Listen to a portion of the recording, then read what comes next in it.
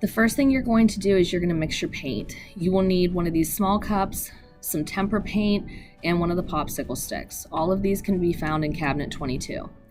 You are going to add a little bit of paint into the bottom of your cup, just like this. You don't need that much. And then you are going to add water to this mixture in order to make this runny.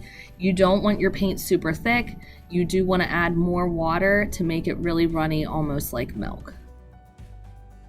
For our camera settings, we are going to want a faster shutter speed so that we can capture the motion of the paint in the water. We are going to want a lot of light in our picture, so we're going to have a lower f-stop number, which means there's going to be a bigger aperture. And then our ISO, we can make that a larger number to add a little bit of extra light. So we're going to try this first.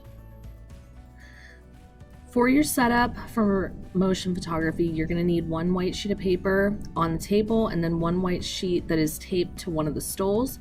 You're going to have to grab one of these glass containers and you are going to fill it halfway up with some water, but you don't want to overfill it. You will be taking the pictures and you will have a partner who pours the paint into the water. You will need to tell them when to pour the paint.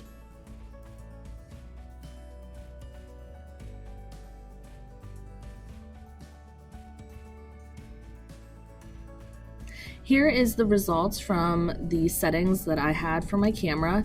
My picture is not bad, but it could be a little bit lighter. I feel like I could also speed up my shutter speed a little bit to make the paint a little bit more clearer. And I also want to make sure that I am keeping my camera nice and straight when I'm taking my pictures. I'm going to go ahead and adjust my settings. I'm going to set my shutter speed to a higher shutter speed. I'm going to lower my aperture and then I'm going to raise my ISO a little bit more. We're going to take this picture again.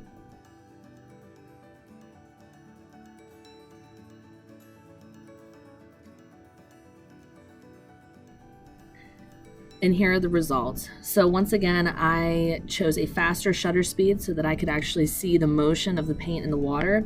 I chose a lower numbered aperture so that the picture was a little bit brighter.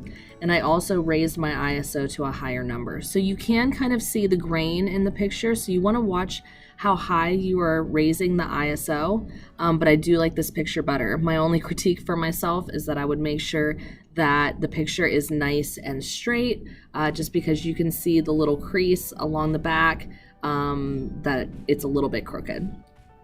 So you are going to take a total of 4 pictures. You want to make sure the only thing that is in the frame is the beaker and your background.